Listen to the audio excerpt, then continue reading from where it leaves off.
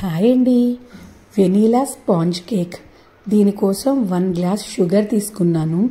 షుగర్ని మిక్సీ జార్లోకి వేసుకొని మెత్తగా పౌడర్ చేసుకోవాలి. మీ దగ్గర బ్లెండర్ ఉంటే యూస్ చేయొచ్చండి. సేమ్ గ్లాస్తో గ్లాస్ ఫుల్ అయ్యే వరకు ఎగ్స్ తీసుకోవాలి. నాకు 5 ఎగ్స్ పట్టాయి. వాటిని కూడా మిక్సీ చేసుకొని షుగర్ పౌడర్లో యాడ్ చేసుకోవాలి.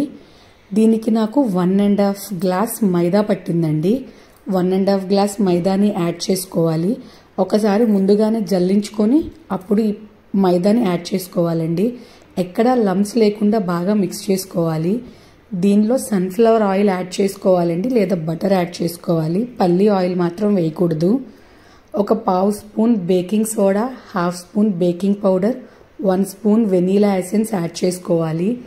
మొత్తం కలిసేలాగా బాగా మిక్స్ చేసుకొని, ఒకవేళ మీకు బ్యాటర్ ఏమైనా థిక్గా అయితే ఒక 1 or 2 table spoons milk add చేసుకోవచ్చు.